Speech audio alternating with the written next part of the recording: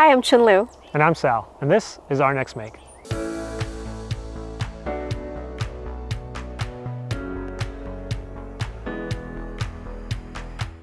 This week, we're trying to get a jump on preparing the garden for this year's growing season. And we thought we'd show you how we transformed this part of the backyard into our garden, and also how we designed and built this greenhouse. When we moved into our home many years ago, one of the first things we did was build a few raised beds for a small kitchen garden. Over time, we added a trellis to grow cucumbers, and then we built a gated fence around the perimeter to keep out the rabbits. To figure out exactly how much material we needed, we modeled our idea in SOLIDWORKS. This helped us shop for material and build with confidence. The garden worked well for many years, and the New England weather slowly added a nice gray patina to the wood. Unfortunately, the same couldn't be said for the deteriorating basement bulkhead. I suppose we should have painted it over the years, but we never made it a priority, and it was in desperate need of attention. So, in the fall, we embarked on a mission to replace the whole thing. And of course, Chun-Lu being the big thinker that she is, she reimagined the whole garden. Yes, I wanted to add more beds and put in a greenhouse to give our seedlings more time to mature before going into the ground. So I started sketching out my idea and came up with a design that was large enough for us to be in, but not too large that it would block light to the rest of the garden and encroach on the windows on the house. The 3D model that Sal made really helped find the best size for the structure. I used SOLIDWORKS weldment features to model the pressure-treated 2x4 frame. I just love how you can use any shape and material cross-section to create amazing designs. And best of all, SOLIDWORKS automatically gives me a cut list so I know exactly what lumber to buy and how to cut each piece. Once the design was set, it was time to do some gentle demolition, as we did not want to disturb the existing planting beds too much.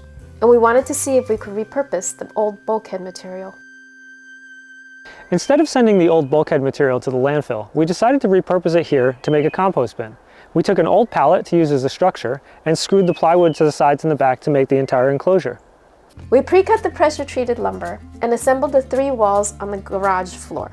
Then we screwed them together over the basement entrance and began wrapping them with Solex, a great product that diffuses the light and provides a bit of insulation. With a few ladders and some teamwork, we built the roof in place and got the whole thing weathertight. We trimmed everything in cedar, which will naturally gray over time, and installed the 2 doors, which made it look like a proper greenhouse. Inside the greenhouse, we dug out the dirt from the 2 sides of the basement entry and layered in food scraps, shredded newspaper, and some compost. As spring started the following year, we got a head start for the seedlings by placing them on the shallow shelves inside the greenhouse. We cycled our plants from the windowsills inside our house to the greenhouse as they hardened up for the garden. As the weather got warmer, we realized that we have a lot more seedlings than beds to hold them, so we expanded outside the garden. Since lumber cost was skyrocketing, we experimented with alternatives. We found that it was more cost-effective to use composite decking material. And since these are mostly sawdust and non-toxic plastic, we felt comfortable to have it next to our garden vegetables. We dug down a few inches to level the beds, and then used foot-long pressure-treated 2x2s to hold the decking in place. These beds will grow garlic, onions, chili peppers, and other plants that woodland creatures naturally avoid. We also explored other alternatives to building raised beds. We explored using window wells. Here we assembled 2 together, bolted them together, borrowed ideas from hügelkultur, filled it up with logs, branches, leaves, and eventually some soil and compost. And it all turned out great. The garden was looking great, and we were excited to have our seedlings starting to thrive. But that's when a hungry neighborhood groundhog, who we lovingly named Gordy, showed up and spotted our yummy smorgasbord. Gordy was able to climb into and out of our garden while having a nice garden snack of all of our early spring brassicas and sunflowers. So we added a deterrent on top of our fencing. Though it's a bit shabby, the horizontal extension sticking out over the fence prevented Gordy from ever getting back in. With this newfound peace of mind, we can enjoy the garden on this small bench we built by repurposing the old trellis.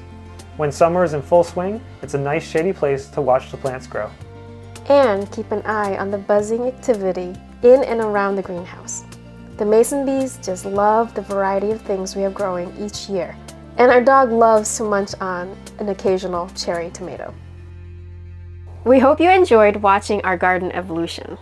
And if you saw some ideas in this episode that you could use in your own garden, please let us know in the comments. And until then, we'll see you on our next make.